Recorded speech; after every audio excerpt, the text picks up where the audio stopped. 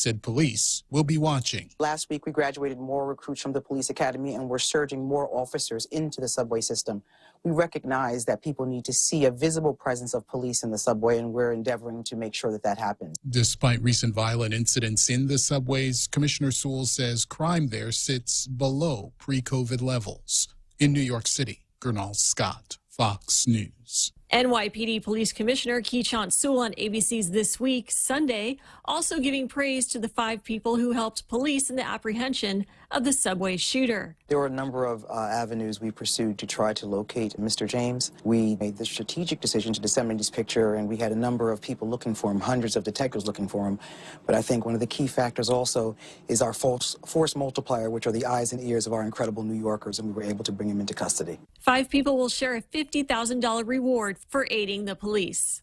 An infamous T-shirt worn by late soccer star Diego Maradona going on the auction block. Diego Maradona's goal for Argentina against England at the 1986 World Cup is considered one of the best moments in soccer history for some and the worst for others, with Maradona going unpenalized when his header goal had bounced off his fist out of the sight of officials. Now the shirt worn by the Argentinian soccer icon for the infamous Hand of God goal is up for sale. Sotheby's handling the bidding for this piece from Argentina's quarterfinal win over England. An online auction will officially open later this week for Maradona's Hand of God shirt, which experts estimate could rake in as much as £4 million. That's roughly $5.2 million. Matt Napolitano, Fox News. I'm Laura Cantor, and this is Fox News. The Federal Reserve is starting to increase interest rates to fight inflation, but they're still so low, making it the perfect time to refinance your home, to lower your rate, and perhaps take advantage of its increased value to put some cash in your pocket during these uncertain times. Cash that you can have the freedom to access when you want, where you want, with your Bank Pacific Visa debit card. Lower your rate, put cash in your pocket. Access your cash when you want, where you want, with your Visa debit card. Brothers put branches, we place roots, and we're rooting for you. Equal housing lender, credit conditions apply. Everyone has a busy schedule these days, and sometimes we forget to schedule our routine dental checkup and cleaning. Don't neglect your dental health. Schedule one today with Dr. Robert Yang and his Smile Team, conveniently located at the East West Business Center on Marine Drive, Upper Tumon. Call us today at 647-8702 or 3. Again, that's 647-8702 or 647-8703. We make smiles happen. Hey, what did the grilled cheese sandwich say to their date? What'd they say? You make me melt. Oh, so cheesy. But not as cheesy as Subway's latest Eat Fresh Refresh menu innovation. The new Fresh Melts with 3 times the cheese. Fresh Melts are the cheese lover's holy grail. Fresh Melts combine freshly baked breads and your favorite meats topped with a triple load of cheese. All grilled to warm, toasty perfection. Try the ham and cheese melt, tuna melt, or steak and cheese melt to start. Best of all, you can make any footlong into a fresh melt. At Subway, eat fresh. Welcome to Tall Tales with Bob Klitzkie, the only show on talk radio where common sense is a lot more common. Phone lines are now open at 888-TALK. That's 888-8255. And now, The Point proudly brings you Tall Tales with Senator Bob Klitzkie. A well-regulated militia being necessary to the security of a free state, the right of the people to keep and bear arms shall not be infringed. Yeah. Boy, Jose, I got here just in time. I was mumbling that in my car all the way down here. Good thing you drive by yourself. Absolutely. A well-regulated militia. Those words just come out of my mouth automatically when the time gets close to 1600. I'm just programmed that way. And here we are, another program, another Tall Tales, another week on Tall Tales. We got 5 whole days of Tall Tales ahead of us. Boy, it just doesn't get any better than that. So let's start out with the Daily News. The Daily News has a real editorial today. What happened? Our view, let your voice be heard on the Guam Heartbeat Act of 2022. It's become cliche to say that Guam is a melting pot of cultures and ideas, but it is. And ever so often that pot will come to a stir. In those moments, the heat of this proverbial pot will decide who we are as a community. I always kind of reject this who we are stuff, Who we are. We're 154,000 people, plus or minus, right? We're all a little bit different. And we're all individuals. And we all live in a country that stresses individual rights, that every individual has as many rights as every other individual. I don't know that we're very well served when we start talking about, well, that's just not who we are. Recently, a bipartisan group of lawmakers introduced legislation that would ban abortion after a fetal heartbeat is detected, relying solely on private civil lawsuits and not government enforcement to punish anyone who aids and abets abortions. This subject for decades has greatly affected so many in our community, especially during election years. The Daily News Sunday Forum question for this week is, quote, should the Guam Heartbeat Act of 2022 become public law? Democracy demands a vigorous debate. These pages are here for it. Write letters, email, post on social media, talk to your friends, family, and coworkers. Regardless of your position in this debate, know that we are all capable of being wrong on the facts and wrong to each other. Know that we all breathe the same air and share the same island.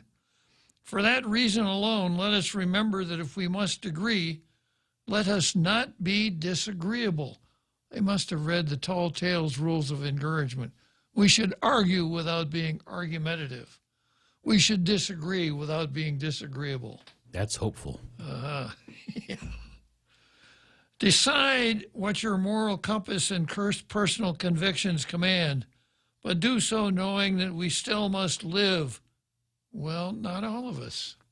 All of us who make it out of the womb will have to live, work, and walk alongside each other when all is said and done. Some won't make it until we change the law. We hope that the many voices that have inundated Senator's office with letters and phone calls will have the same courage to publish their statements with us. A healthy community debate can be the catalyst for change. We want to help ensure all voices on any issue that will affect our quality of life and ultimately our civil rights are heard. Now, is the Daily News taking the position that abortion is a civil right? It wouldn't surprise me. Participate in this critical discussion.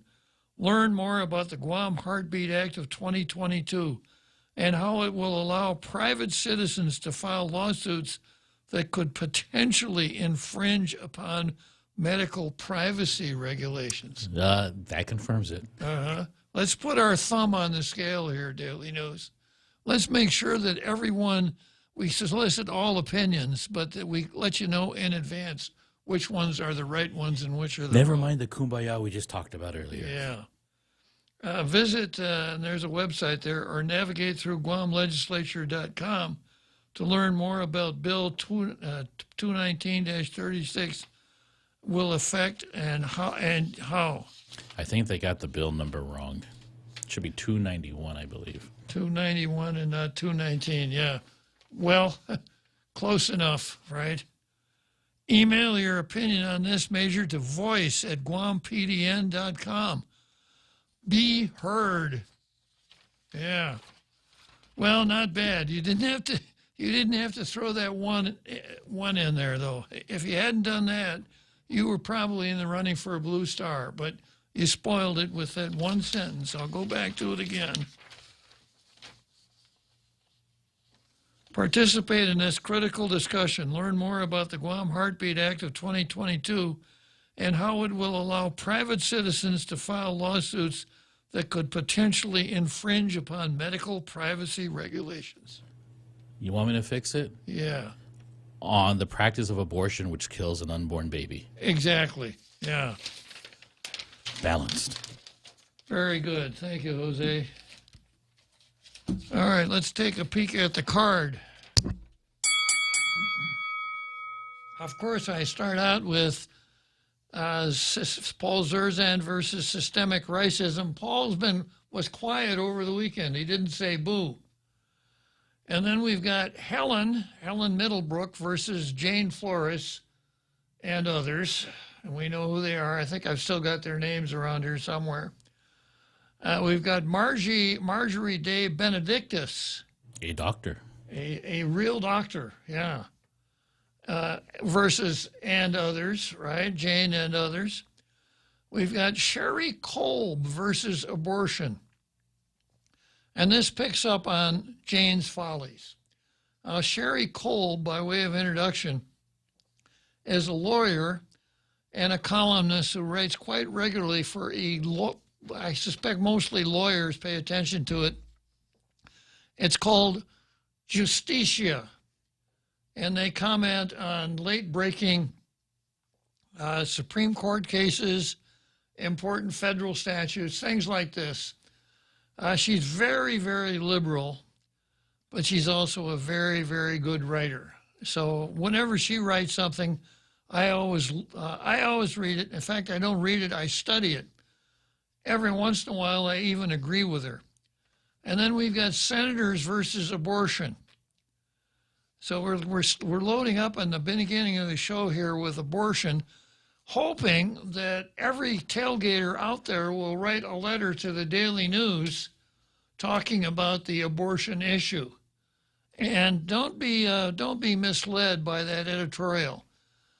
You don't have to confine yourself strictly to Bill 291.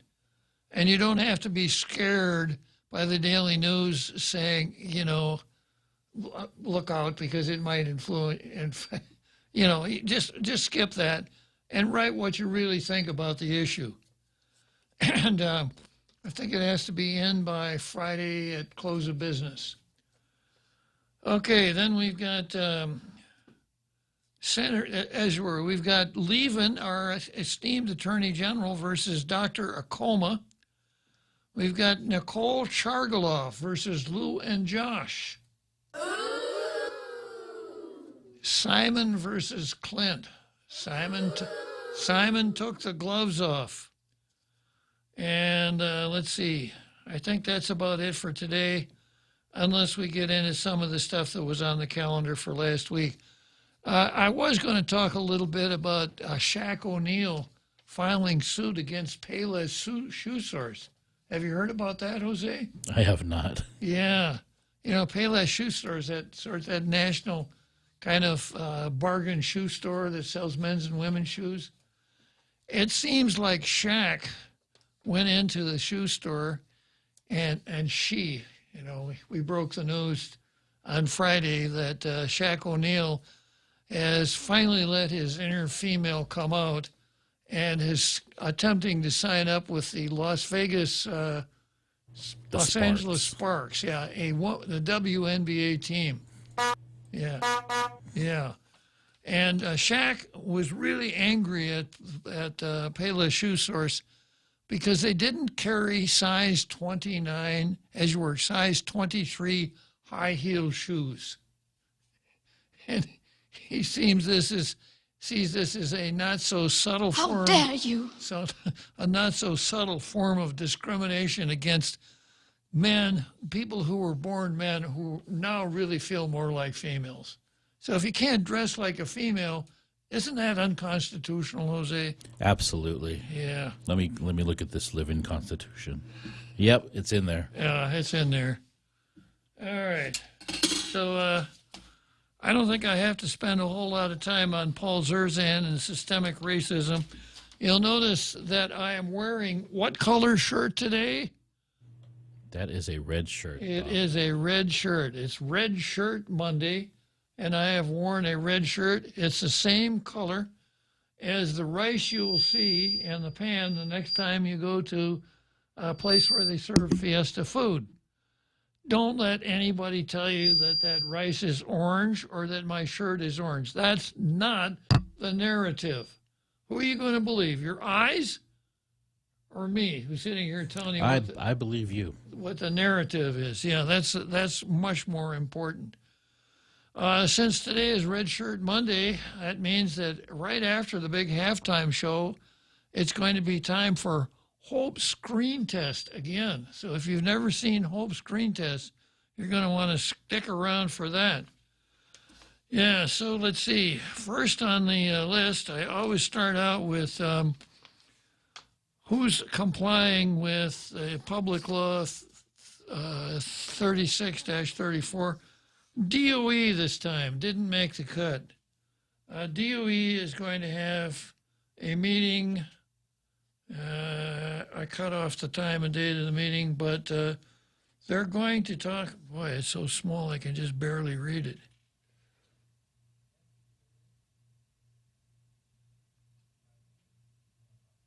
Yeah, they've got new business on their agenda, and they're going to have an executive session to talk about personnel matters. Well, it's at least better than the Ethics Commission, who figures all they have to do is say it's a private meeting. And then I've got another item here. This is a public notice from the Visitors Bureau, and they finally got it right. They're having 2 meetings on April 19. At 2 p.m., they're going to have the Japan Marketing Committee, and at 3:30, they're going to have the Korea Marketing Committee, and they've done their agenda exactly right. But I could have put this on the card because on Tuesday, the 19th of April, they're going to have the Japan Marketing Committee meeting and the Korea Marketing Committee meeting. Which marketing committee meeting is missing? Taiwan. And you'll recall that I think it was on Friday, I had a story here from the Post. Gutierrez hurls another accusation. This is a political thing against Taiwan. So it looks like the war of the Visitors Bureau continues. Now, the governor appointed Carl Gutierrez, and she also appointed all of the public members of the Visitors Committee. And you know what the governor has done since Carl has come out and crossed swords with the non-public members of the Visitors Committee? It's not what she's done. It's what she hasn't done. She hasn't done anything at all. It includes sending 2 pairs of boxing gloves over for the chairman and for Carl Gutierrez. Okay, next item on the card. Well, before I go to the card, let me just check and see who's in the green room here today. Let's see, it's none other than Lanny. Is that right, Jose? Lanny? Yes, sir. Okay. Who wants to talk about the transgender issue? Maybe about size 23 high heels. Go ahead, Lanny. Don't let me laugh. Anyway, I want to talk about the World Rugby Law should be acknowledged on Guam. Let me explain, Uncle Bob, that I am a supporter for the gay community because of my children. But I believe it was unfair for Guam High, which is Dodea, to have had the transgender play against an all-girls team, okay?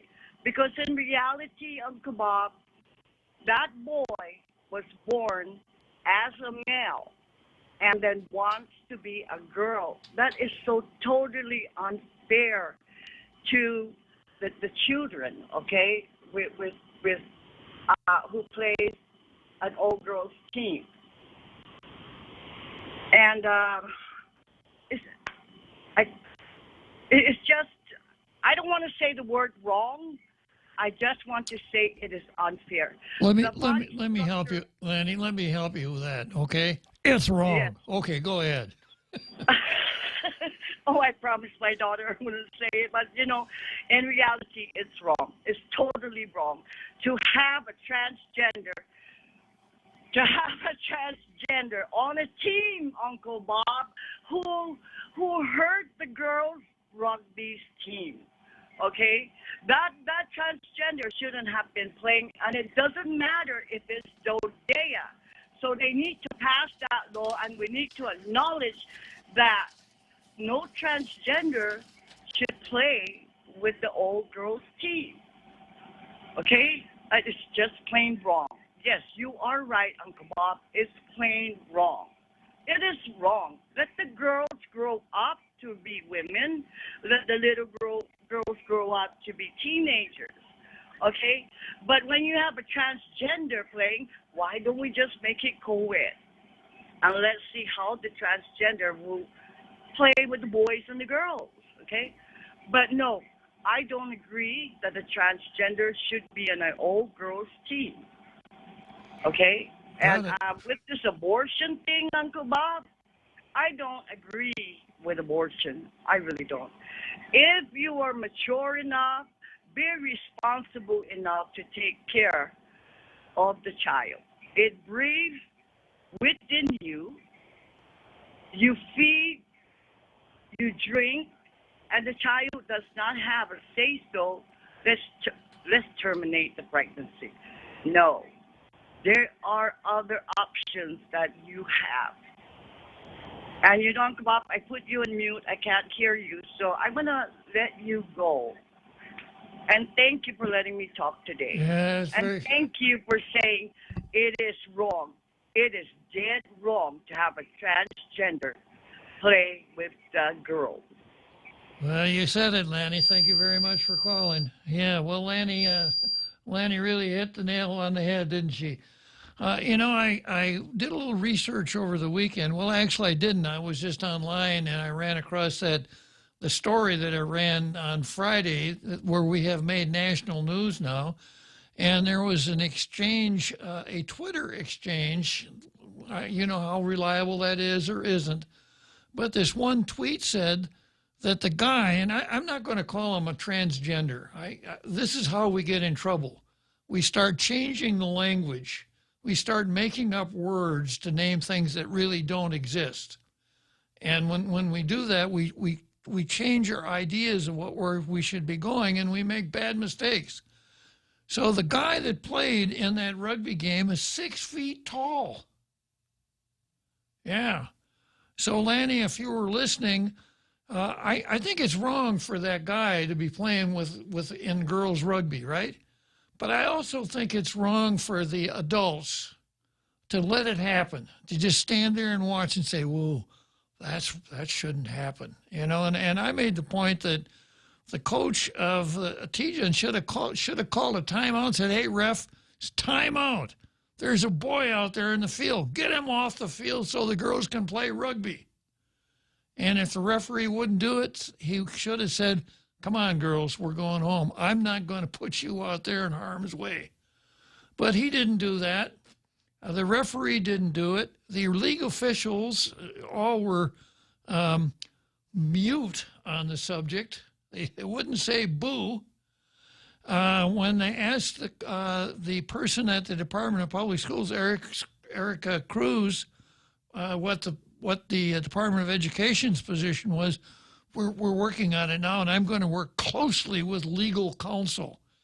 Now, it's this kind of fudging the issue, not addressing the issue heads on, and using terms like transgender to camouflage what's really going on, which is you had a boy out there playing against the girls, a strong, powerful boy who hurt 3 of the girls, and none of the adults in the game would say boo to do anything about it. And that's, in my mind, that's just as wrong as the boy. In fact, it's probably wronger. The wrongest. Yeah, because the boy, perhaps you may have to take into consideration that his head isn't on exactly straight on this issue. And there's plenty of blame to go around here. All the societal pressures and all of the stuff that appears in the media about, it's okay to be a transgender, almost celebrating the idea that if you're born a boy and you really want to be a girl, well, that's great. Be honest about it. Come right out. So, I think maybe the adults in the room who stood by and let it happen are more culpable than that boy. And I'm not going to slough it all off by saying, well, we have to be careful about transgenders and all of that stuff like the coach for Tijan High did. Anyhow, Lanny, you got me jabbering on that one again. Now, I don't want to also harp on that young female who gave her opinion in that one post piece. But she was talking about challenges and just suck it up, and it's just a mind game. Well, how about you challenge yourself to play rugby against a carabao? Yeah. Get over that mind game. Yeah. You know, because there's just some differences we have to accept and acknowledge, and it's for the safety. These girls are still growing. That guy is probably still growing, too. He might get bigger at the end of the year, or I don't know if this is his senior year or he's just beginning, but we have to watch out for these developing kids. Well, and there's another word that has to come in here, Jose. It's the R word, reality. You can't get carried away with your mind games that you forget that there really is something called reality. And you can avoid the consequences of reality, with your mind games and things like that. You can avoid the bad thoughts, but you can't avoid the consequences. And then this game, this Tizon versus Guam woke high school game is a classic example. You could pretend that the big guy out there is a girl because he's transgender, but the reality is that 3 girls got hurt. All right. Back to the card. Let's take a short break here. Will I stop and regroup, Jose?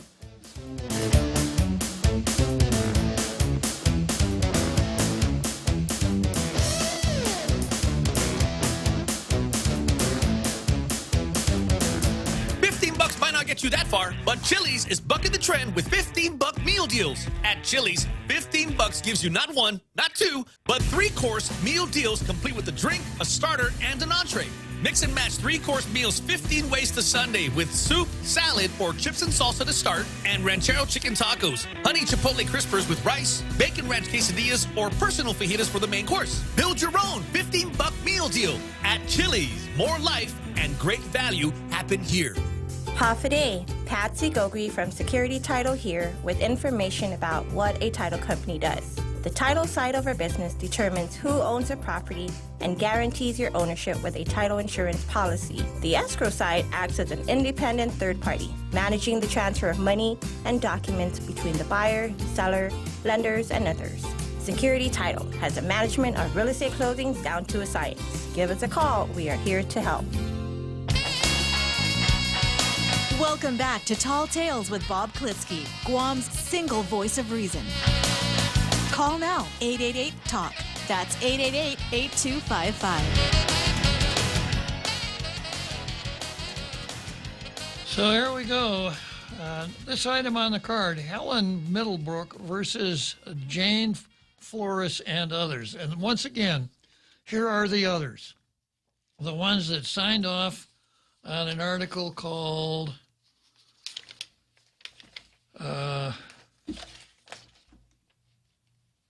Faith, not politics, should drive, or health, not politics, should drive medical decisions. And you'll remember it's the one that starts out, it's like clockwork. You can count on it. Virtually every election year, one or more senators copy an anti-abortion bill. Yeah, and here are the and others. Helen Middlebrook versus Anita Areola, Ellen Bez, Annie Bordallo, Mariana Coquin, Lisa Dames, Monica De Oro, Jane Flores, Raging Bisco Lee, Carlotta Leon Guerrero, Stephanie Lorenzo, Michelle Wakalo, Vanessa Williams, and Kiana Yabut. They're the and others. And this is what Helen says. Life. In 7 days, God made a planet teeming with life. He put life in plants on the 3rd day and formed the sun on the 4th day to sustain life. On the 5th day, he created life in the seas and skies. And on the 6th, he made the creatures, great and small, that would live on the ground. Finally, on the 6th day, God made man from dust and breathed into him the breath of life. From then until eternity, God's plan has been for man to have a rich, abundant life, lived within the constraints God gave. Man did not want that. Instead, Adam sinned and brought death upon the race. But God, who is rich in mercy, sent Christ to conquer sin and death. Jesus, the resurrection and the life, died for us. Now, this is pretty appropriate considering yesterday was Easter. Then came back to life, winning the victory over death and giving us the chance to do the same as we believe in him. This is what we celebrated yesterday on Resurrection Sunday. It's our yearly reminder that Christ wants us to enjoy a full life here on earth and with him for eternity. But what does that mean the rest of the year? How does it affect what we do daily in the world? Apparently not much. Look around. We no longer live in a culture of life. Ours is a culture of death. Somehow many people of faith, have jettisoned the idea that life is good and deserves to be lived by all, including those who have not yet been born. These people who crowd the churches on Resurrection Sunday will pick up signs on Monday to oppose the life of the unborn. How can this be? How can it be that a bill, 291-36, to protect the life of an unborn child, a life our laws already recognize as a person, and Helen references 9 Guam Code Annotated Section 1104, is causing such an uproar on an island that prides itself on family and faith? It can be, and it is, because people who say they believe in God and have faith are deceiving themselves. You cannot say you truly believe in a life-giving God on Sunday and the rest of the week eagerly discount the value of the little people he has created. That is spiritual schizophrenia. There's a nice term. Spiritual schizophrenia. That'd be our President of the United States. Spiritual schizophrenia. I am a devout Catholic. I'm what they call a pro-choice, spiritually devout Catholic. Joe Biden said in one of his more articulate moments when people could actually understand what he said. That is spiritual schizophrenia. That is death. A life given deserves to be a life lived. Let the babies live. Well, that's Helen, and what Helen says here is, of course, if you read Helen's column every week, this is exactly who Helen Middlebrook is. Yeah, and if you haven't read her column yet, if you haven't been reading them up until now, I recommend you start next Monday in the Post. You'll have a little time left over because the Post doesn't do editorials anymore. Well, a lot of people, or some people, because I haven't taken an official poll like other people who talk about all the people, have said that that this is nothing. Why do you talk about God? I don't believe in God. I'm not a Christian. I don't believe in this faith. But we even had a message from the governor and the lieutenant governor on Easter, giving Easter greetings about faith-filled journeys. So if you want to talk about or put an ad in the paper for that and talk about your faith, then you're going to have to listen to what real faith is about. I'm just going to put a little gem out there. This person that we talk about, Jesus Christ, who rose from the dead on Easter, also was conceived in the womb and lived in the womb for 9 months. If life wasn't precious, he would have just been created right then and there.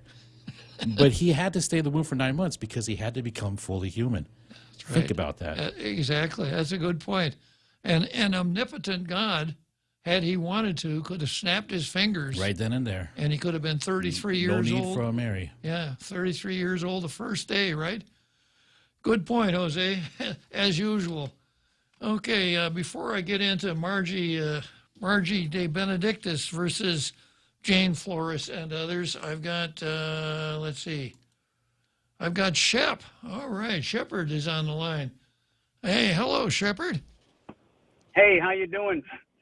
How you doing there? I was listening to Lonnie, and then I've also listened to what Helen Middlebrook had to say. And why one may be a little bit more eloquent than the other, they both make the same point. And full disclosure, I'm a practical Catholic myself versus Joe Biden, who may be, let's call him a cafeteria Catholic. The Ten Commandments, you know, you don't get to pick and choose. But on the rights of these, you have the LGBTQ. Of course, they have the same rights that everyone else does. And they happen to be created by the same loving hand of God, and they're deserving of all of our respect.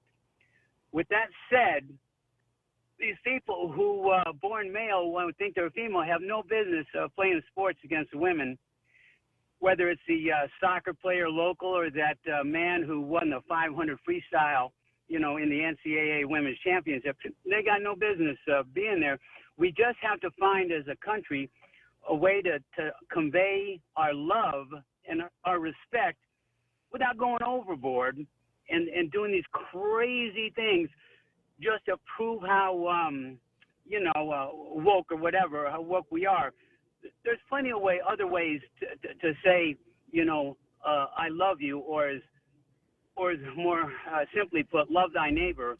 It's easily done without crossing that not so gray line. It's a pretty hard line that I see between craziness and, and like you, I'd like to consider myself a member of Team Reality, and which is, on its face, all of this stuff is pretty nonsensical. But if you break it down in its most simple terms, we all just gotta, you know, love one another. And and Lonnie said, you know, for her children, and she may have, as we all may have, those different walks of life, but yet everyone in her family, I'm sure, still gets along, and we all need to get along with, and I hope that one day we can do that with and without the craziness. I'll finish up by saying the Shaq thing, you know, just like LeBron James needs to join the WNBA, or we need a man to win a women's 100-meter dash in the Olympics before people really, really wake up and say, it is what it is. It's craziness. Well, you're right on target, Shep. You're going to like the next item on the card. It's Marjorie De Benedictis versus Jane Flores and the others. Yeah, I happen to know a little something about the strength of character of Marge De Benedictis, and you don't know the half of it, but have a good show, and it's and thanks for listening to me. It's always I got the hiccups today, but yeah. Probably laughing at my joke, Shepard, so it's okay. That's a big part of the show. You're good at it. Yeah, take care. Always good to talk to you, Shepard. Yeah. You know, I just thought of something else. You know, this whole women's lib movement that, you know, started maybe 50 years ago. Remember when we changed the abbreviation for women from, we had two, we had Miss and Mrs., right? And we went from Miss and Mrs. to Ms., M.S. period. And this was thought to be quite important by the women. And the Libbers wanted to tell you, you know, you don't understand. It's really hard to be a woman. And we're going to take all that we can get here to make it a little easier to be a woman. Well, looking back at it now, obviously it can't be all that hard to be a woman, because even men can do it nowadays. Now it takes a man to be a woman? Yeah, it takes a man to be a woman. Yeah, or at least they think so. Okay, next is Marjorie De Benedictis versus Jane Flores and others. And once again, the others are, let me see here. What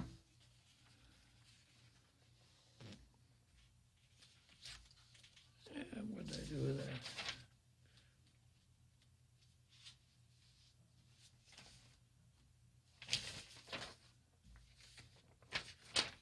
Well, you know who the others are. Oh, yeah, here it is. The others are these esteemed females who ought to be famous because they're right out in the forefront of let's kill helpless, innocent children. That's Anita Areola, Ellen Bez, Annie Bordallo, Mariana Cook-Quinn, Lisa Dames, Monica De Oro, Jane Flores, Raging Bisco Lee, Carlotta Leon Guerrero, Stephanie Lorenzo, Michelle Wakalo, Vanessa Williams, and Kiana Yabut. So it's Marjorie versus them.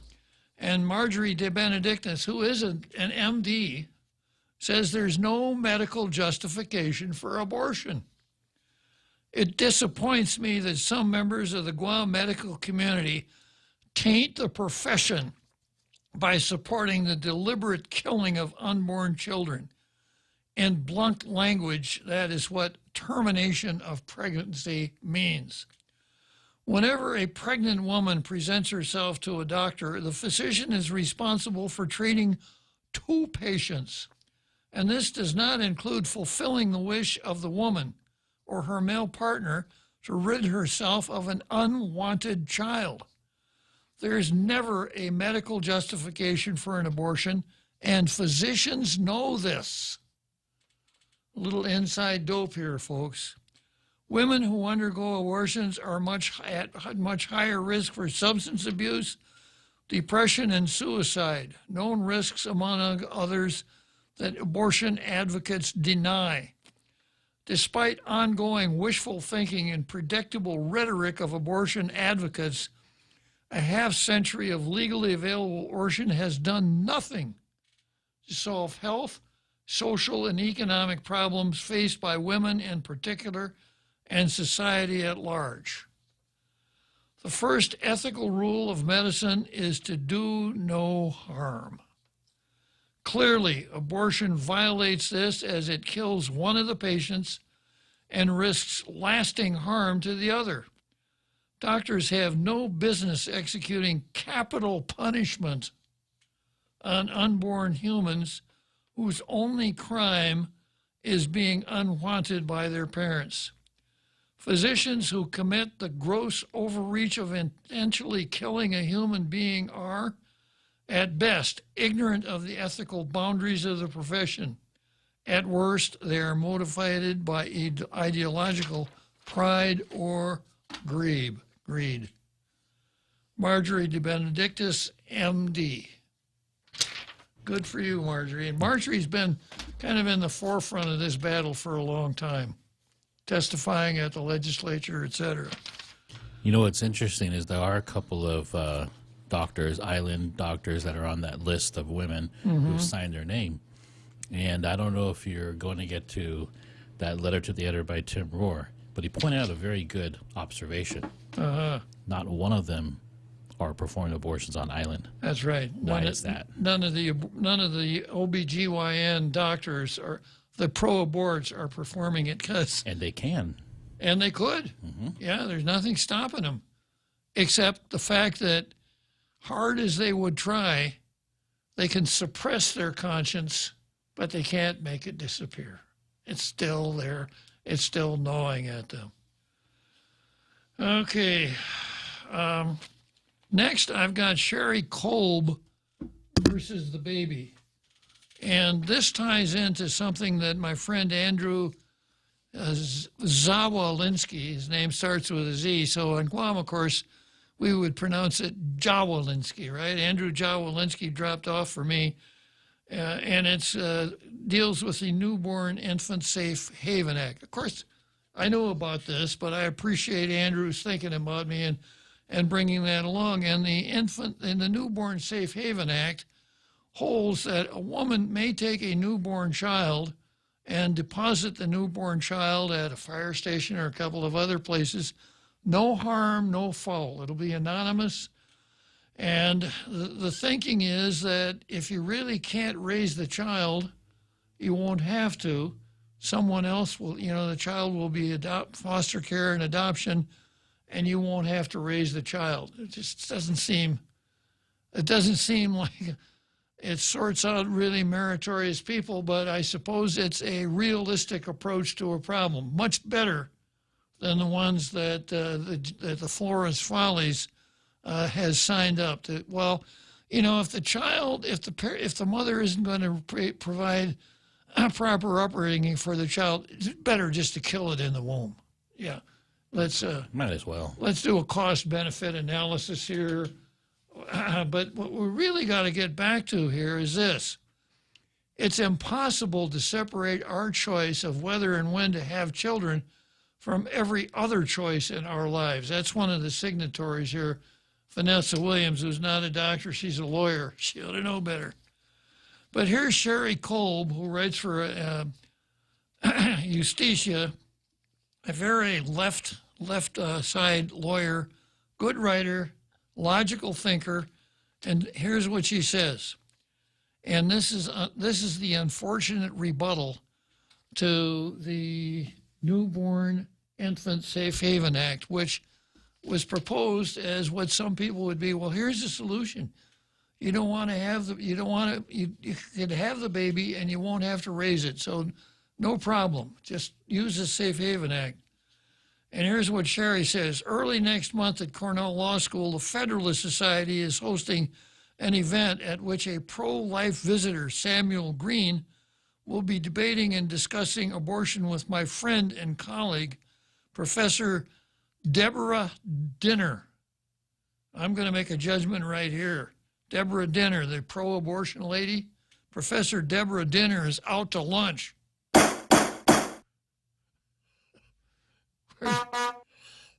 Where's my snare drum there, Jose? Yeah. I hope to attend the event because I always learn so much from Professor Dinner. You know, how to properly grill your steak and the best way to cook broccoli. Anyhow. She'll scorch you.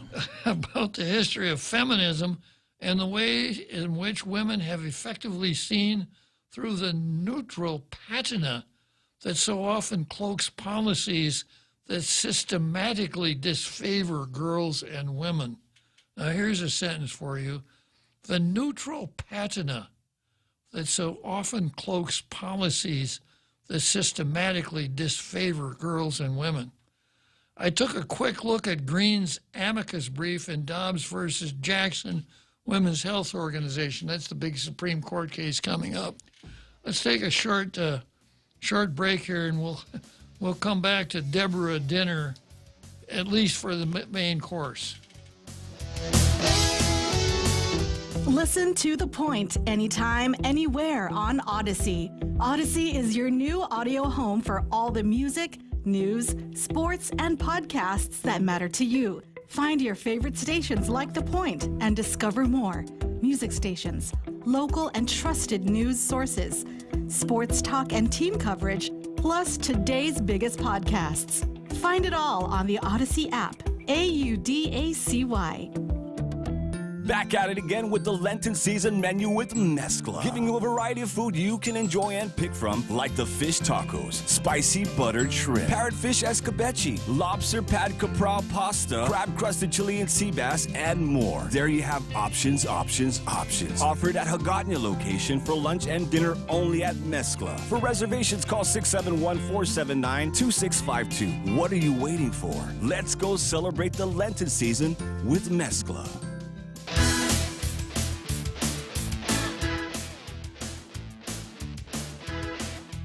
Yeah, so anyhow, back here to Professor Dinner.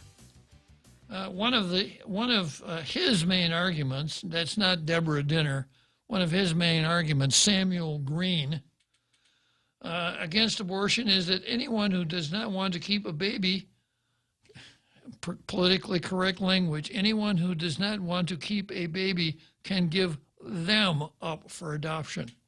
So apparently he's only talking about multiple births. People with twins. Twins, triplets, octomom, 8 babies, yeah. Got to be politically correct, even if it leads to a lot of confusion. Lots of infertile couples out there would give their eye tooth for someone else's child. What I will call the adoption option is on its surface very appealing.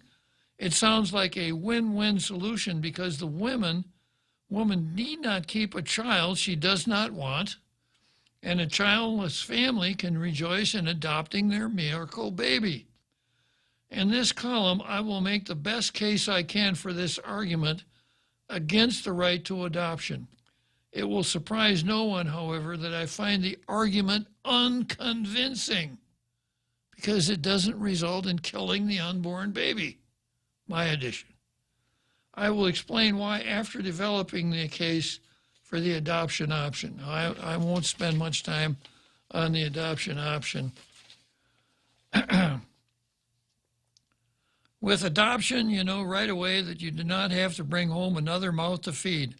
Another family that desperately wants a child but cannot have one for medical reasons will take your child as soon as he's born and will give him a good life.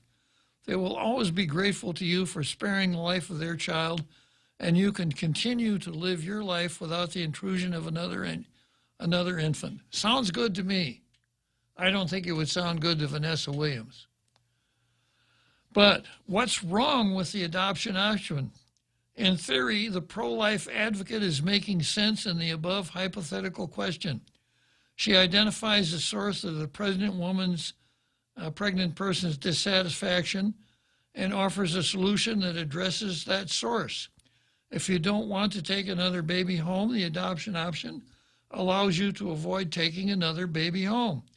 Abortion is unnecessary and deprives some deserving family of the opportunity to raise a child. By analogy, consider a person who says he wants to kill himself. Why, we ask? Because he does not want to go to his sister's wedding. Here's an idea, we say, stay alive, but don't go to your sister's wedding. Problem solved. Perhaps the person who is unhappily pregnant imagines that she has no choice but to raise the child if she gives birth to them, the child. The pro-life advocate offers a third way. The problem with the adoption option as an answer to a person seeking adoption is that most people are aware of adoption. They know about it.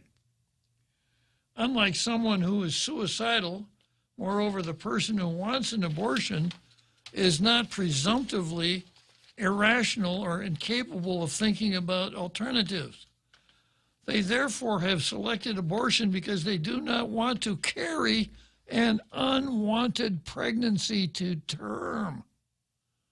Big difference. It may be that the primary driver of one's wish to terminate a pregnancy has to do with not wanting the finished product of the pregnancy. But once one has decided that one does not want that finished product, the process of enduring a pregnancy and then labor and delivery or major surgery is no longer acceptable. If I'm not going to keep the baby, why should I do all this stuff? In other words, a person who wants to give birth and to keep a child may be willing to put up with the nausea and vomiting, the insomnia, the physical discomfort, the potential for serious health challenges like gestational diabetes, preeclampsia, autoimmune conditions, tearing during labor, and intense and extended pain. But a person who has no intention of keeping the resulting child no longer has a reason to undergo the many extreme hardships associated with pregnancy. No reason. There's no reason to do it. Whatever happened to these ideas that sometimes things are bigger than you are, right? You know, the soldier who takes a mission in combat knowing that it's going to cost him his life, but by taking on that mission, he can save his squad or platoon or something like that. Absolutely wrong. Yeah, compared to this. And those hardships accordingly become highly relevant to the decision to terminate.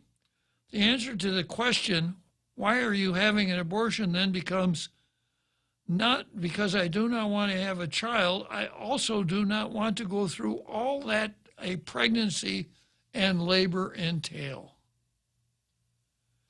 Anyone, no matter her position on abortion, who briefly thinks about it will recognize that pregnancy and labor are extremely burdensome. To force a person to endure these burdens because against their will really presses up against the 13th Amendment. Slavery. 13th Amendment abolished slavery. To say that a woman can't have an abortion is slavery. That's what she's saying. Right. So the answer to that is to force the death on somebody. Is that slavery? No, that's okay. It's okay. Yeah, that's all right. Folks who scream foul at having to wear a mask. Oh, here we go. The false equivalency. Folks who scream foul at having to wear a mask for the sake of others' lives might think for a moment about the relative burdens of pregnancy and mask wearing, respectively. Once you get into this mask, quarantine, all that stuff, and I said she's a good writer and logical. Today isn't her day. There's nothing logical about that. I just call it gross. It is. To try to to make an equivalency between killing a child versus wearing a mask. Yeah. Really awful. I bring up this comparison because anti-maskers seem to be disproportionately pro-life. All right, I'm going to come back to Sherry right after the big halftime show.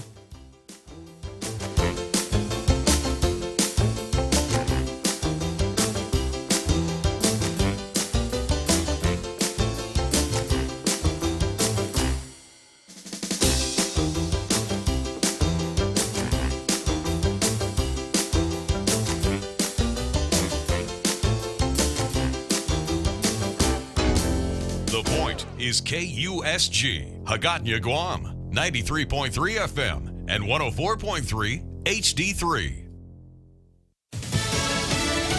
Charity kitchen attacked in Ukraine. I'm Laura Cantor, Fox News. A Russian missile Saturday hitting a restaurant in Kharkiv, Ukraine. The charity World Central Kitchen had been using it to help feed Ukrainians. Nate Mook, Charity World Kitchen CEO, posted a video of the aftermath on Twitter. Nobody was killed in the restaurant, but we are told that one person was killed in this strike. This was a big hit, as you can see. So over a dozen cars burned out all around me.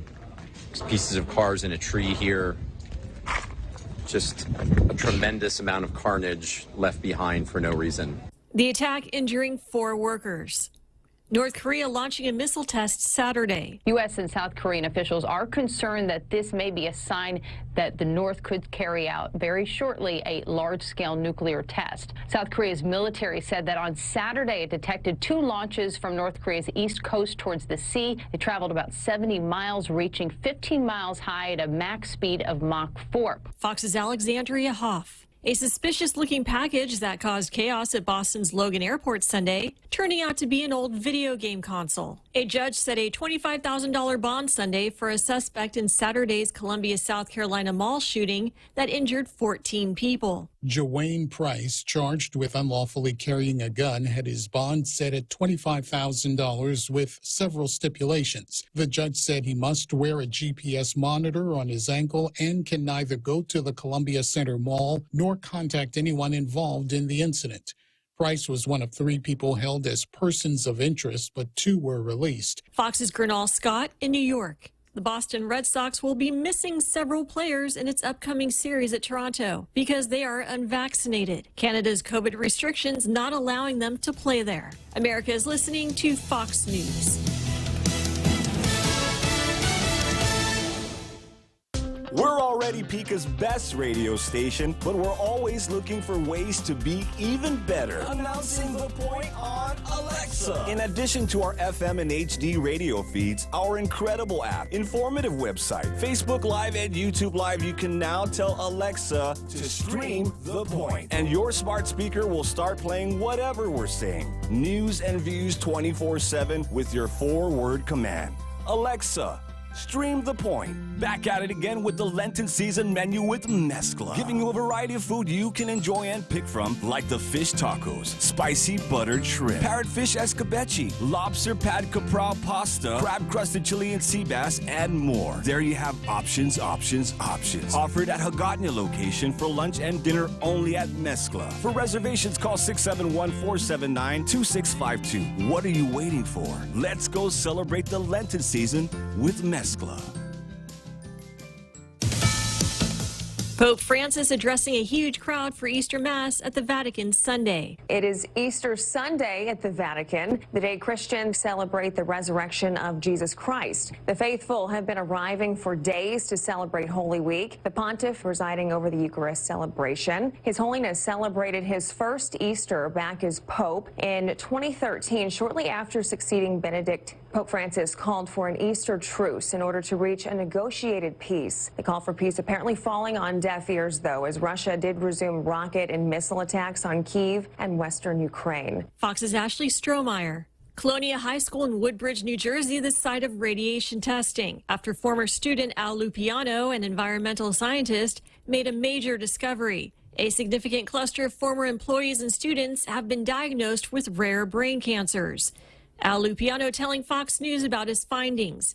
He, his wife, and his late sister were all diagnosed with brain tumors. All this kind of hit me like a bolt of lightning that we have a problem here.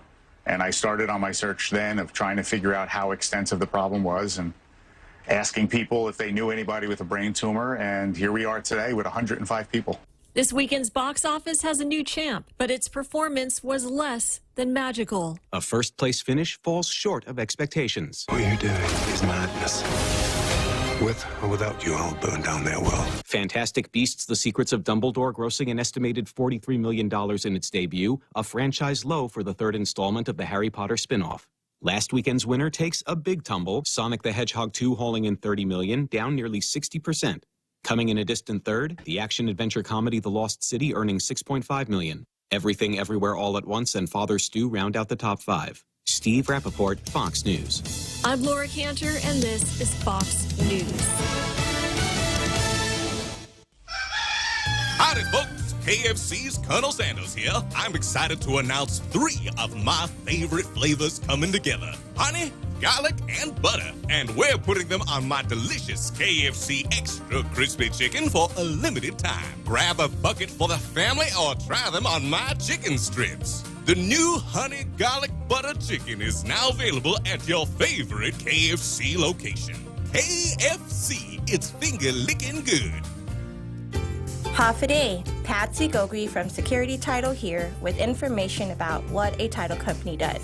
The title side of our business determines who owns a property and guarantees your ownership with a title insurance policy. The escrow side acts as an independent third party, managing the transfer of money and documents between the buyer, seller, lenders, and others. Security Title has a management of real estate closings down to a science. Give us a call. We are here to help. Everyone has a busy schedule these days, and sometimes we forget to schedule our routine dental checkup and cleaning. Don't neglect your dental health. Schedule one today with Dr. Robert Yang and his Smile team, conveniently located at the East West Business Center on Marine Drive, Upper Tumon. Call us today at 647-8702 or 3. Again, that's 647-8702 or 647-8703. We make smiles happen.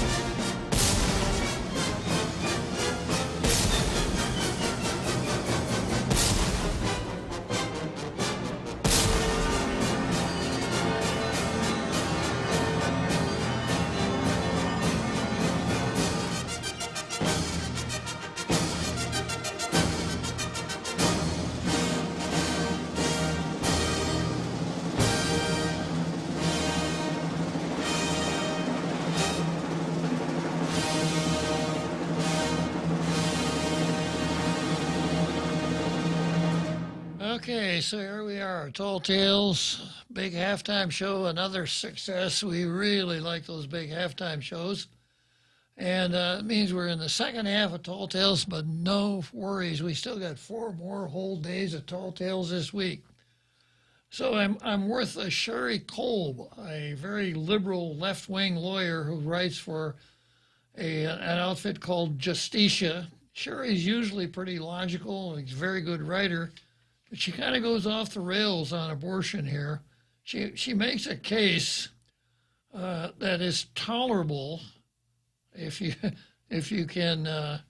happen to have an anti-emetic handy, and then she screws it up by saying this: to force a person to endure an unwanted pregnancy against their will really presses up against the 13th Amendment values. It's like slurry-free. Folks who scream foul about having to wear a mask for the sake of others' lives might think for a moment about the relative burdens of pregnancy and mask wearing, respectively. I bring this comparison because anti-maskers seem to be disproportionately pro-life. I'm surprised she didn't add another sentence in there bashing Donald Trump, because this kind of a comment comes from this. I got to end my leftist chops here. All of my left-wing friends, the gang like the Squad and folks like that and Bernie are reading this. So I got to make sure I do a little conservative bashing here while I've got the floor. She missed a great opportunity. She did, yeah. Donald Trump is responsible for it. Like so many things, of course, when we want the end result, we might readily accept the sacrifices and suffering entailed in getting there. I know people who feel happy that they are nauseated in their first trimester because it reassures them that the pregnancy has, quote, taken. When I was pregnant, I remember thinking toward the end that I would miss being so close to my baby, and I was not wrong. At the time, I could not get into a position in which sleeping was realistic, and even walking down the street was a challenge. Yet I did not mind because I wanted my baby.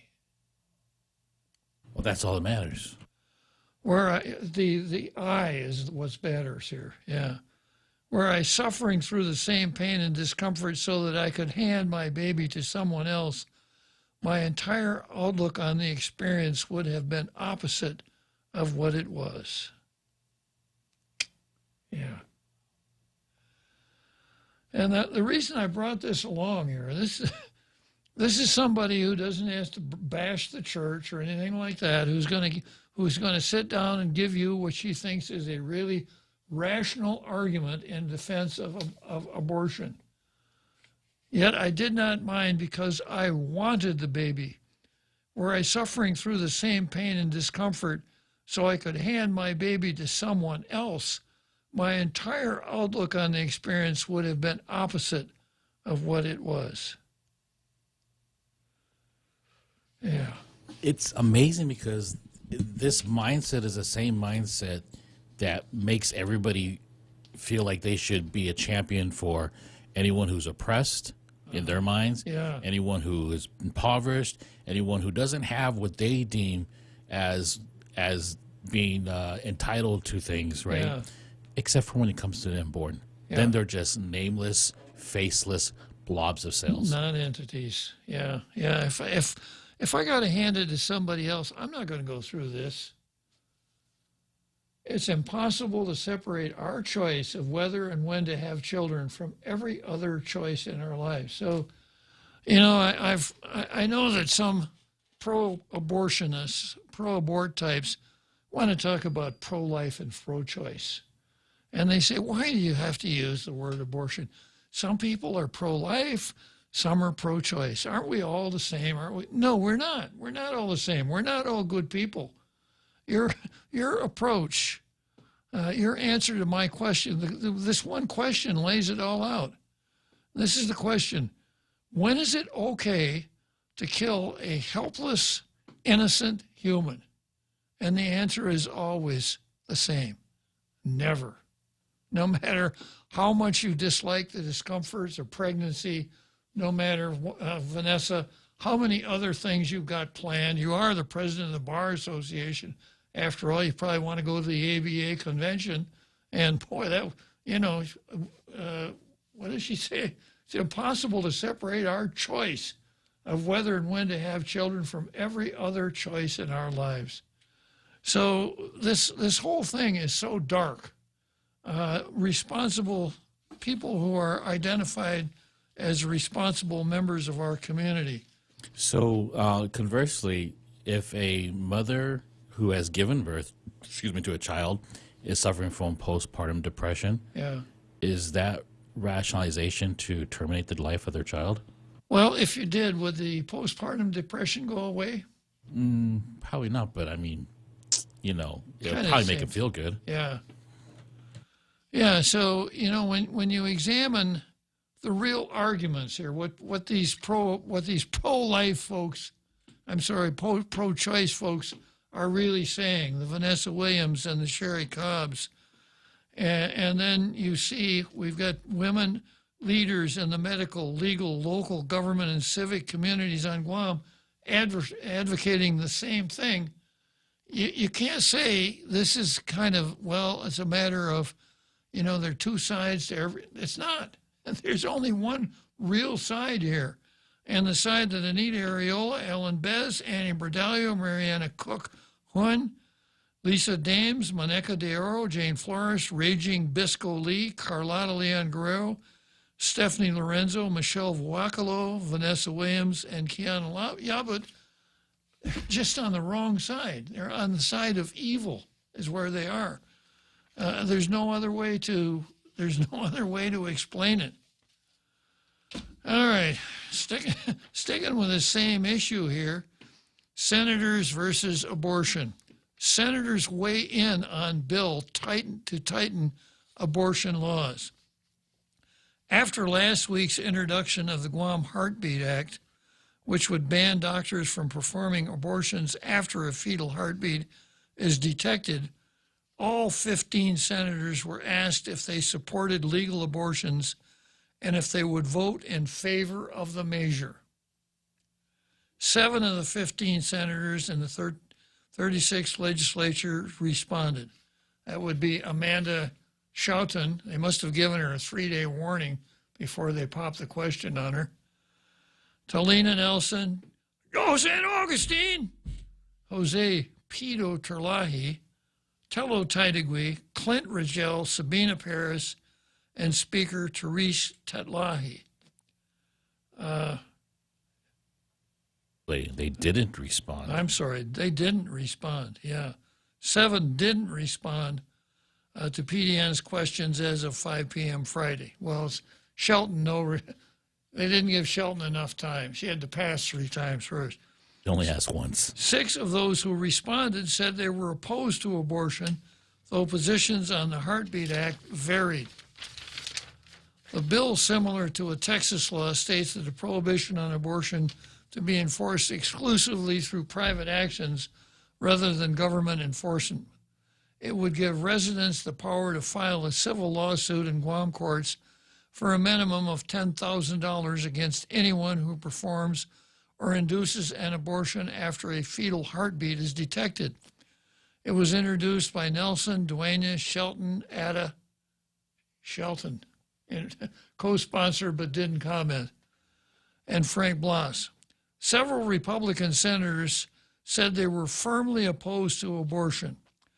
I'm not in favor of legal abortion. I am in favor of everyone's right to life, which includes the life of the defenseless unborn, Duenas said. Straight shooter. Plus, I am actually against any form of abortion. Straight shooter. Joanne Brown didn't comment on the Heartbeat Act, but said, I am a pro-life supporter. Well, Ada, co-sponsor of the measure, said only that he would vote in favor of it. Better than nothing. Other Republican senators were more measured in their response. As a man, Jim Moylan, rather than responding, sent a letter to Governor Leon Guerrero. Yeah. As a man of faith, I'm deeply rooted in the belief that any child in a womb with a heartbeat has an individual right to life, which is why if Bill 291 was up for a vote today, I would support it, Senator James Moylan said. However, as an elected official, it is also my responsibility, to listen to the community and the options that may be placed on the table, inclusive of amendments toward the measure. My final decision will be based on these conversations, and as long as the options don't waver from my beliefs, said Moylan. Is there a PS? Yeah. Yeah. So what are you trying to say? You are or you are not in favor of, or are you against abortion?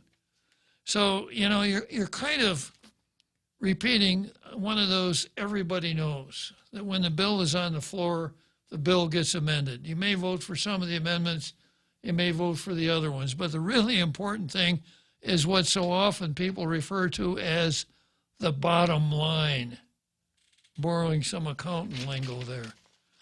Okay, now we get into some real fancy footwork here.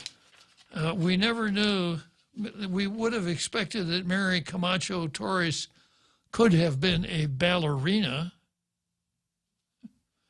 but apparently now she can tap dance.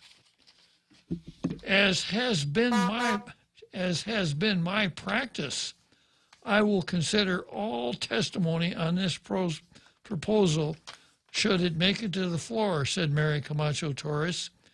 In the meantime, I look forward to hearing from legal experts. And what are legal experts going to tell you? Medical personnel and the community on the potential impact of this legislation. Sounds to me like laying a foundation for a no vote. Well, I really don't like abortion, but the lawyers told me, and the doctors are pretty much unanimous. And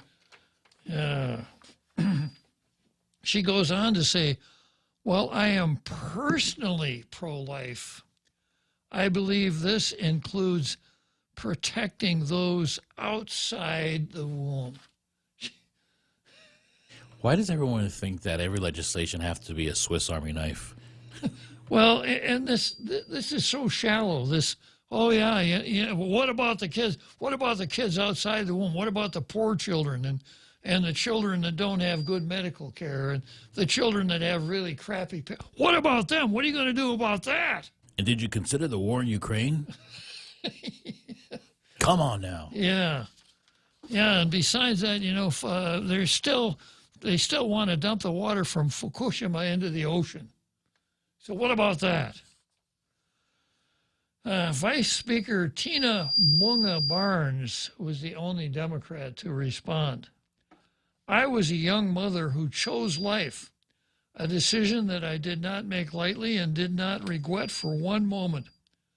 However, this bill asks me to weigh the personal rights of women against my personal beliefs and convictions of faith, she said. Now this is another one of the dives. I am 100% against abortion. I really hate abortion.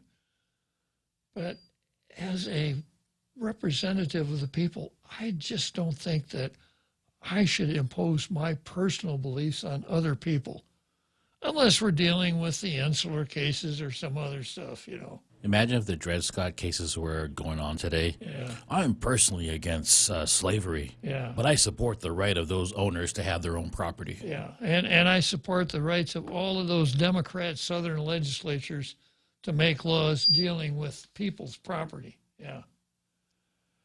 So, either you have a conscience, either you have courage of your convictions, or you don't. And you don't look for a place to hide. You don't run behind the wall of separation of church and state. I'm going to say a statement and then poke holes through it. I have a statement here, and I'm going to read it, and I've got my own rebuttal, and I'll read that too. The vice speaker said she needed to hear more input, including from women in the community, before providing an answer on the Heartbeat Act. I believe there needs to be more education and dialogue about the implications. I concur. I want to understand who can be sued and how third parties will even know what goes on between a patient and her doctor in the first place. Yeah. I want to know the impacts of this bill on those who conceive as a result of rape and incest. That's the other dodge. Unavailable for comment, the unborn baby. Exactly. Should the heartbeat bill pass, a veto from Governor Leon Guerrero is likely. Wow, that's the understatement of the day. The governor's spokesperson, Crystal Paco San Augustine, said that statements made by Bureau of Women's Affairs Director Jane Flores, the author of Flores's Follies, reflected the administration's official position on the legislation. Really? Yeah. That's an official position. That's the official position. I thank her for stating that. Yeah. Flores, and let's remember that come November, huh? Flores has voiced strong opposition to the measure, calling it an attempt to control women's bodies, stating that it would potentially force the court system to violate federal HIPAA laws by subpoenaing women's medical records. The enforcement action for similar Texas law allowing private citizens to sue was deemed unconstitutional in the state's district court, she said. Well, it wasn't the state's district court, it was the U.S. District Court. And the United States Supreme Court enjoined that decision, said you can't follow that decision because we think that we are a little bit at sea about the enforcement mechanism. They sent it back to the Texas Supreme Court with a question, can medical licensing board officials enforce this act? Texas Supreme Court said no. So the act as it is stands right now until it's considered on the merits. So if we were to entertain it, it's unconstitutional argument is not a fair argument. It's interesting that the reporter did not correct that statement, Exactly. as others are corrected. Yeah, exactly. Leon Guerrero has expressed support for women's reproductive rights, including access to abortion. So here we go again. Women's reproductive rights. One of women's reproductive rights is the right to kill an unborn child inside her body. Women's reproductive rights. The Heartbeat Act would need 8 votes to pass the legislature and 10 to override the veto from the governor. All right. Let's head for Chicago and Wrigley Field in the 7th inning stretch.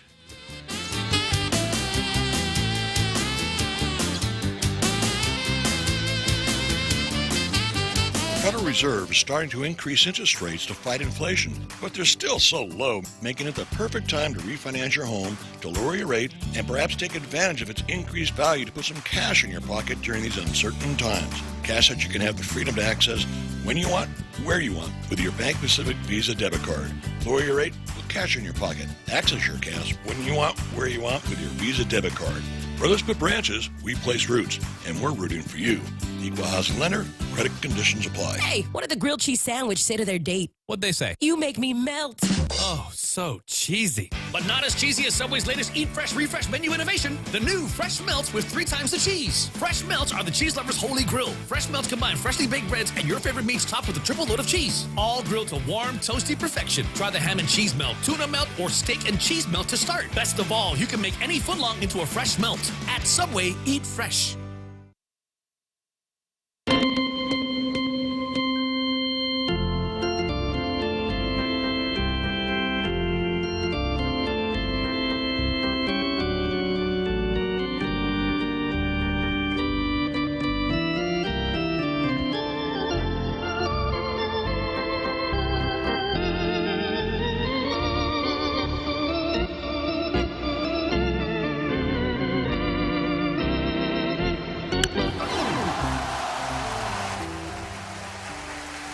Okay, next item on the card here is Levin versus Dr.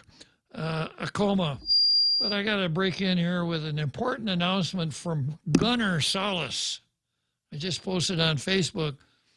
And it says, Bob Devil Dog, please help us pass the word about our 10th annual potluck picnic Saturday, April 23. All Marines, Navy corpsmen, and Corps women and their families are invited, and you and your staff as well.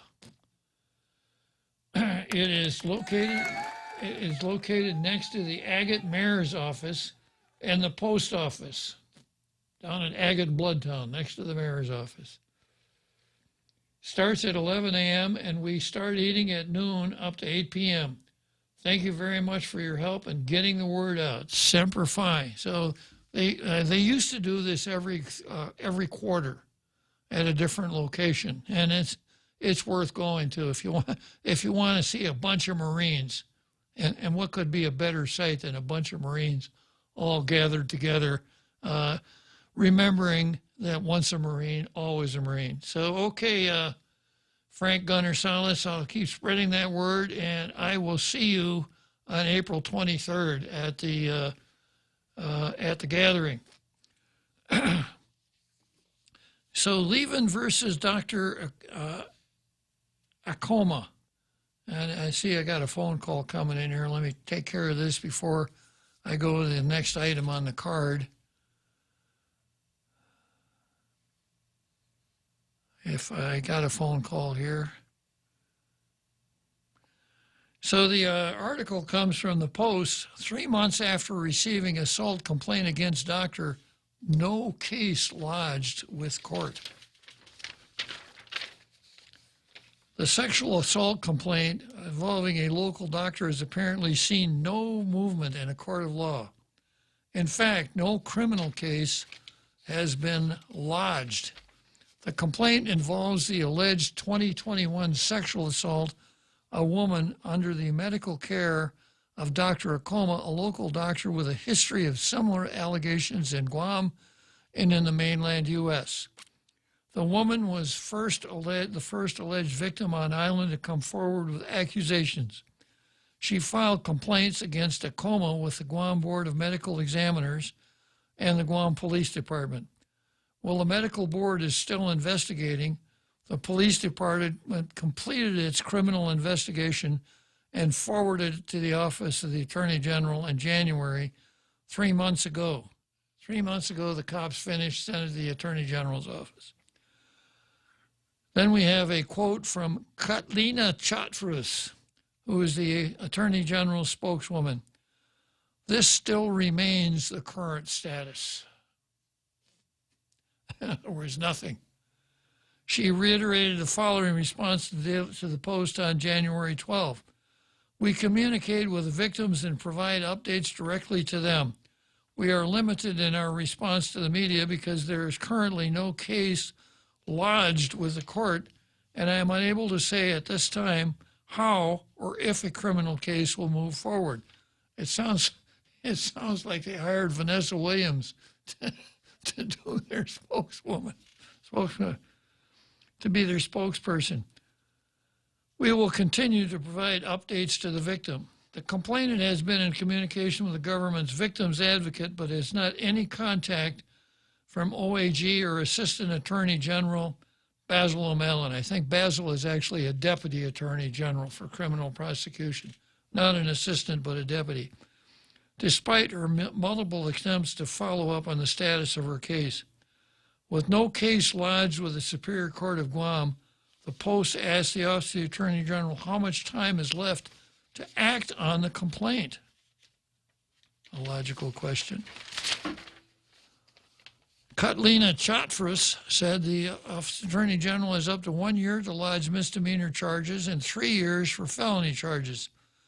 According to Chatfrus, there are several protocols that are followed after police forward a case to the Office of the Attorney General. A notice to appear can be issued to individuals who are booked and released, which is part of the criminal justice process. Other times, charges are presented to a grand jury, and if an indictment is produced, the judge can issue a summons or warrant. Also, a routine part of the criminal justice process. However, not all cases go before a grand jury, only those involving felony charges. In the 2021 sexual assault complaint, Police classified the case as a misdemeanor, and no arrests were made. At this time, it is unclear whether the Attorney General will be pursuing criminal charges against Acoma. However, Chotfers confirmed that contact would be made with the victim if the case is not to be lodged with the court. The time frame to provide that information to the victim is laid out by the charges. Although there has not been any movement on the women's complaint in the courts, the Guam Board of Medical Examiners issued a patient restriction on Acoma's license. The restriction calls for a chaperone to be present at all times Acoma is with a female patient. Now, I wonder if the guy who plays for the Guam Woke High School women's rugby team, if he got hurt and came to see Dr. Acoma, would they have to have a woman present? That's a very good question. Yeah, that's a tough one. You get into some really hard questions here. The restriction remains in place for the duration of the investigation. The decision was made in light of the history of complaints against Acoma. Prior to the 2021 complaint, Acoma had settled a case with the IHP Medical Group in which IHP staffer accused Acoma of making inappropriate comments and touching her inappropriately. The Guam Board of Medical Examiners on August 8, 2021 unanimously voted there was no violation of the Physicians Practice Act. However, concern was expressed about Acoma's lengthy history of workplace boundary issues. IHP was Acoma's first place of employment after he left the States following similar allegations in 2017.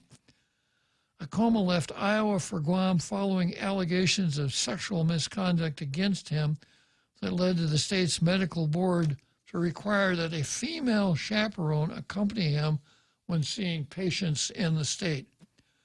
On January 8, 2018, Acoma signed a settlement agreement with the Iowa Board of Medical Examiners listing 4 allegations of sexual misconduct at medical facilities he worked at in Arkansas, Iowa, California, and Texas. The settlement agreement alleges unwanted sexual comments and unwanted sexual advances toward female coworkers. He is also alleged to have violated appropriate examination procedures for female patients.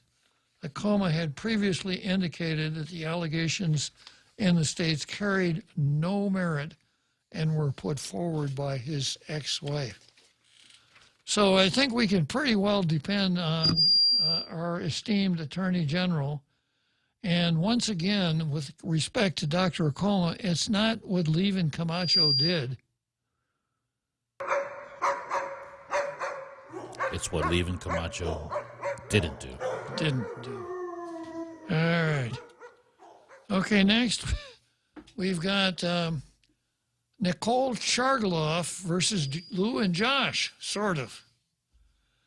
A technical assistance, and comes from the Post again, a technical assistance and data coordinator at the Guam Behavioral Health and Wellness Center has lodged a mini Hatch Act complaint with the Civil Service Commission. She's seeking an investigation of the agency and of the conduct of certain employees after her employment was allegedly threatened for refusing to pay for a campaign ticket for the governor and lieutenant governor.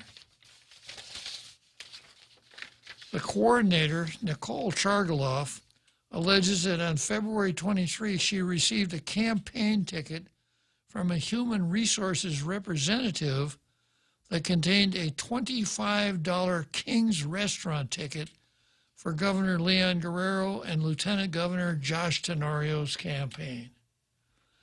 According to CSC documents, Chargaloff indicated this took place during working hours and stated she was told the mental health director would be collecting for the ticket for the director of the GBHWC.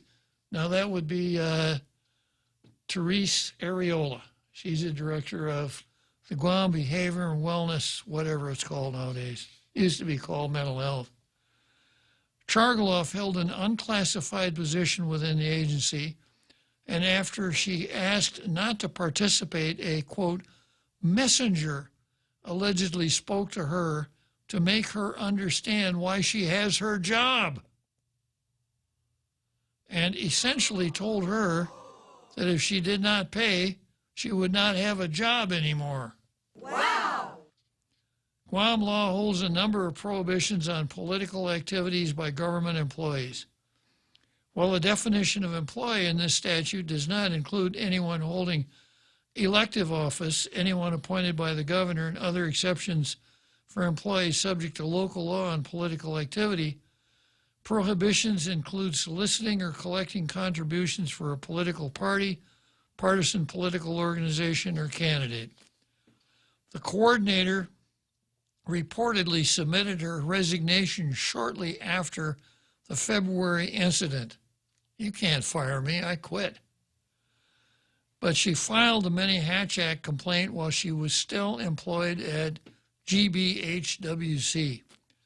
The Guam Daily Post has asked GBHWC to comment on the complaint, as well as to clarify whether Chargaloff is employed at the agency. No response was received as of press time. No comment. No comment, and you can quote me on that. Civil Service staff who assessed the matter concluded that the commission to have authority to investigate the complaint and recommended that an investigation be conducted. The CSC board will meet. The CSC board, the Civil Service Commission board. Did you know that the Civil Service Commission, in addition to being a commission, has a board? I didn't know that either. It's right there in black and white. We'll meet April 19 to vote on whether to authorize the examination.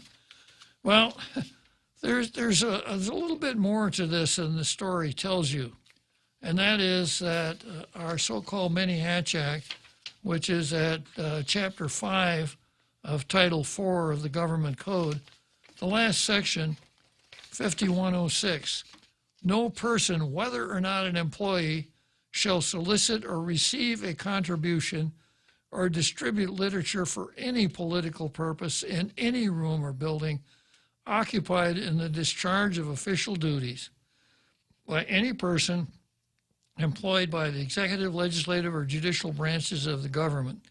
For the purposes of this section, soliciting a contribution includes soliciting by letter or circular addressed to and delivered to an employee in said room or building. Any person who violates this section is guilty of a misdemeanor. So if what Nicole says is true, and I have no reason to doubt it, once again, this is not the Civil Service Commission. This is the cops and our esteemed Attorney General, because it's a criminal violation. It is a misdemeanor. Okay, I'm going to vary the routine a little bit because it just came to my attention that I didn't play Hope's screen test when I should have. So what we're going to do is we're going to go to Churchill Downs. We're going to play Hope's screen test. I'll come back to Nicole Chargaloff if I can. If I can't, I'll finish it up tomorrow because there's still a lot more to this story. Okay, Jose. Listen to The Point anytime, anywhere on Odyssey. Odyssey is your new audio home for all the music, news, sports, and podcasts that matter to you. Find your favorite stations like The Point and discover more. Music stations, local and trusted news sources, sports talk and team coverage, plus today's biggest podcasts. Find it all on the Odyssey app. AUDACY. Howdy, folks. KFC's Colonel Sanders here. I'm excited to announce 3 of my favorite flavors coming together. Honey, garlic, and butter. And we're putting them on my delicious KFC Extra Crispy Chicken for a limited time. Grab a bucket for the family or try them on my chicken strips. The new honey garlic butter chicken is now available at your favorite KFC location. KFC, it's finger licking good.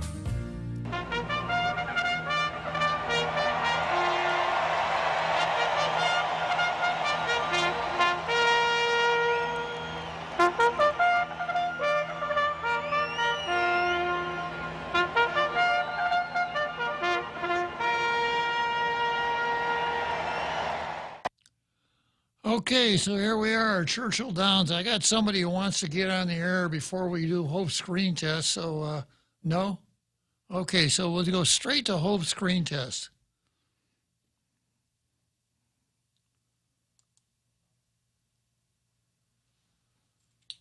Here we go.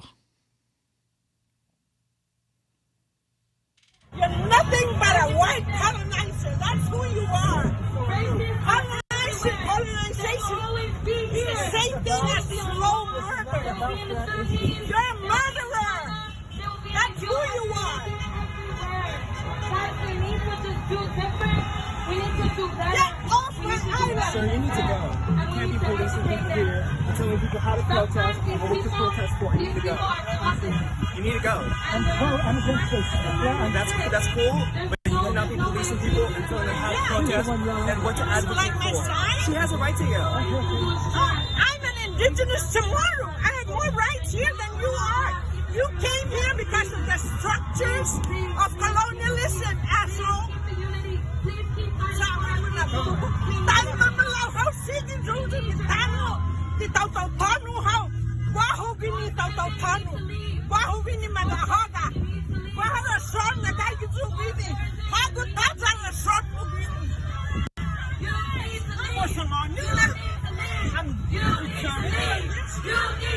You need to leave. You need to go. Please. You need to get out of here. Please pause this. Get out of here. Please, this is not your place. When I get a chance, go. Please. Thank you. Thank you, pause this. Please leave. No, you didn't want to confront. What happened, ma'am? Oh, he confronted me. What did he He's say? telling me I shouldn't be here. I support Black Lives Matter. It's part of the colonialistic systemic racism. And I came here to support these people. He's a white man that has come here. And he continues the legacy of colonialism. He continues to fight people, individuals, my goodness. I'm a former senator. I authored the Commission on Decolonization. Hi, Mamalo. We are proud of you, Auntie. Si Diyos Malasi. Be safe. Well, there you have it. That's Hope Cristobal, the chairman of the Chamorro Language Commission, one of the leading lights of the Chamorro separatist movement, who would want Guam to be outside of the American political family and be an independent country. So I'll leave it to you to imagine what life would be in an independent Guam with the likes of Hope Cristobal in charge of the government. Let's see the silver lining in this.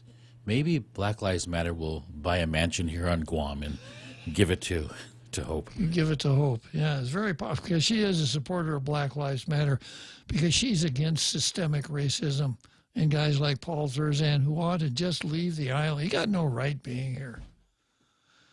Yeah, okay, so I'm going to finish up here with Nicole Chargaloff. So now the definitional section of the statute says an employee is a person employed in the executive branch, including autonomous and semi-autonomous agencies, etc., except 1, a person holding elected office, 2, a special or staff assistant to the governor, 3, a person appointed by the governor with the consent of the legislature. So the director of the Department of Mental Health and Substance, whatever it's called nowadays, it fits into that situation. Employees includes a person on administrative, annual, or sick leave, et cetera, et cetera. And then we go to permitted activity and then prohibited activity. An employee shall not use his official authority or influence for purpose of interfering with or affecting the result of an election. Well, is coercing a person to buy a ticket to a political fundraiser, is that using your official authority for the purpose of interfering with or affecting the result of an election? Maybe. Yeah. Specific activities in which employees are prohibited from participating and include but are not limited to soliciting, collecting, handling, dispersing, or accounting for assessments, contributions, or other funds for a political party, etc. Organizing, selling tickets to, seeking support for, or actively participating in fundraising activities, etc.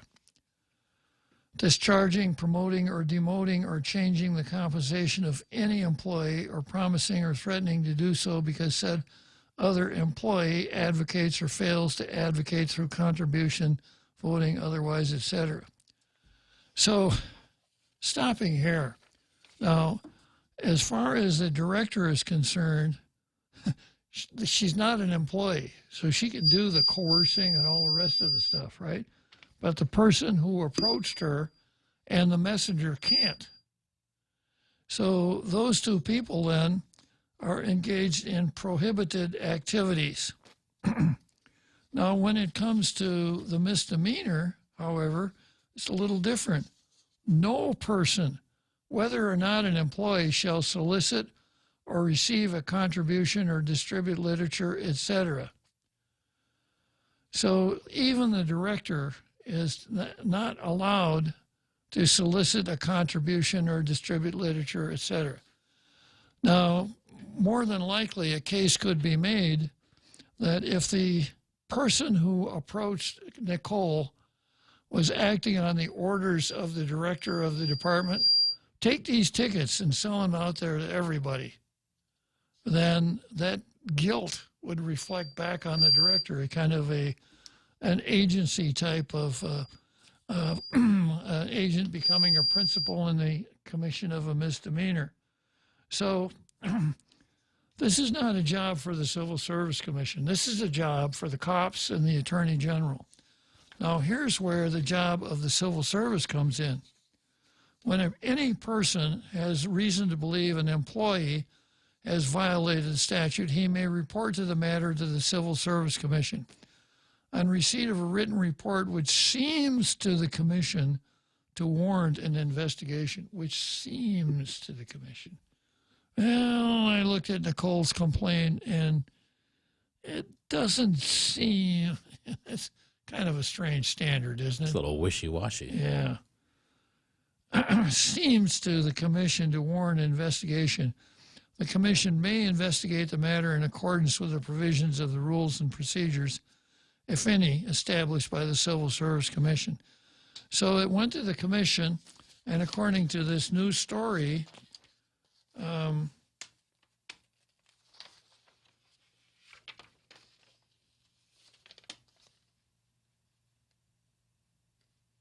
CSC staff who assessed the matter concluded that the commission does have authority to investigate the complaint. So once again, it's the CSC staff, this group of faceless bureaucrats that make extremely important determinations that we're stuck with, whether we like them or not. So they've ordered an investigation. Go back to the statute. The Civil Service Commission then decides whether it will investigate and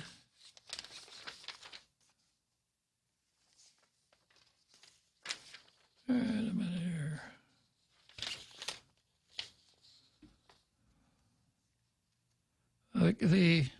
On receipt, or the commission may investigate the matter in accordance with its provisions.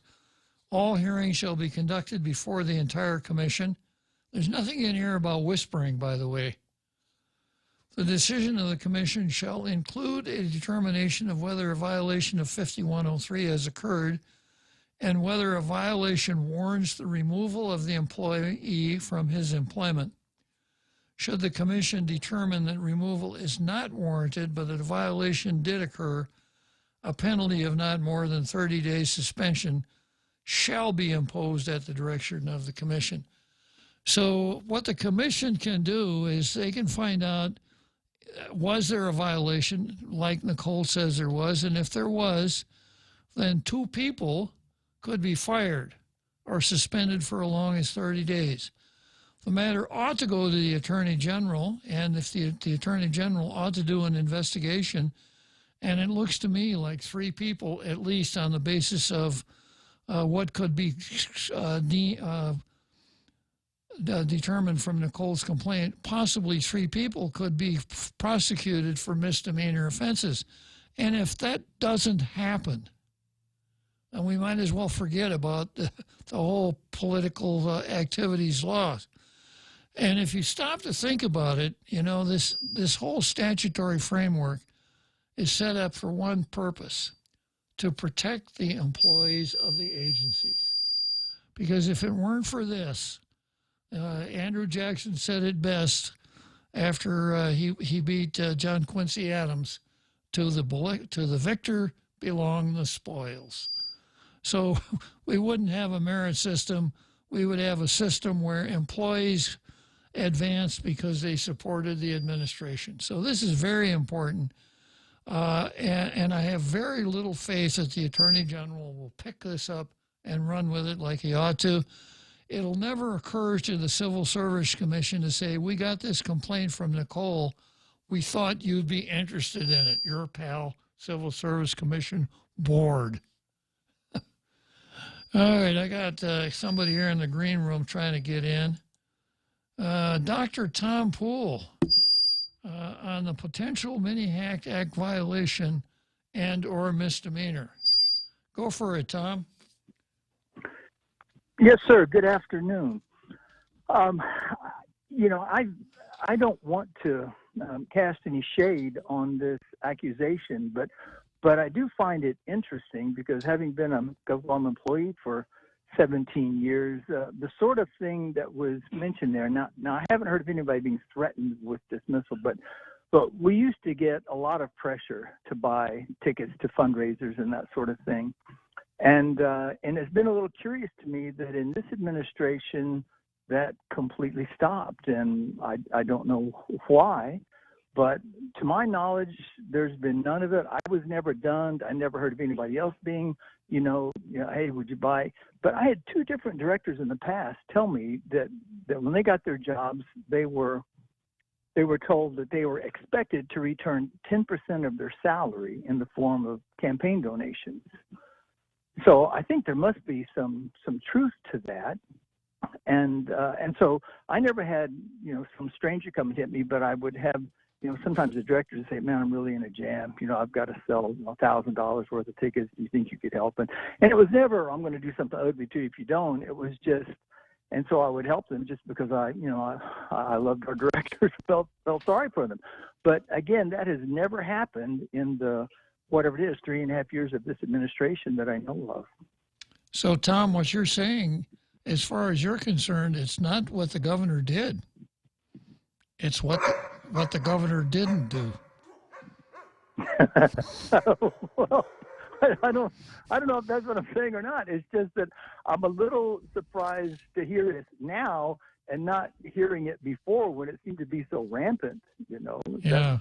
That's what I'm saying. So I'm certainly not saying it's not true or anything, but because it was extremely true in the past with some of the administrations. But, and again, they weren't going down to the little people and muscling us. It was the directors that would be in the jam that basically they just had to buy those tickets and sell them if you can. We don't care if you sell them or not, but you're buying the tickets was the way it seemed to be. I see. Well, and as far as the statute is concerned, there's nothing wrong with that, with the governor saying, because the director is not an employee under the statute, with the governor saying, hey, I got $1,000 worth of tickets, you know, for my luncheon at, what's the name of it, 3 Squares?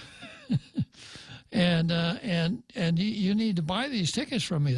That's nothing, that's not illegal. And perhaps that's what happened. I don't know. Yeah, but for the director to attempt to sell those to her employees, that is illegal, and that is a misdemeanor. And it is surprising that we haven't heard about it before. Now, I know of one prosecution that goes back like 40 years, and that's the only one that I was ever aware of. One person who wasn't very smart. He kind of came in with holding his tickets like a poker hand, waving them around. Exactly. Hey, I got to tell you, anybody want a ticket? That's I've seen the same thing. It's just, you guys help me if you can. But there was never any pressure or reprisals threatened or anything like that, like is being alleged here. There was nothing like that. I just think that's unconscionable if that actually occurred. But as I said, to my knowledge, there hasn't been any mention of fundraising tickets of any kind ever in the past 3.5 years, to my knowledge, in our department. Well, I may have a possible explanation for you, Tom. Yes, sir. It hasn't happened to you because you are Dr. Tom Poole. No, it didn't protect me before. Yeah. Maybe, but I wasn't a tailgater then. Maybe you're right. I wasn't a tailgate. That must be it. Good talking to you, Tom. Thank you, Judge. Good talking to you, sir. Bye Okay, let's split for today, and it's time for me to say, let's go, Brandon.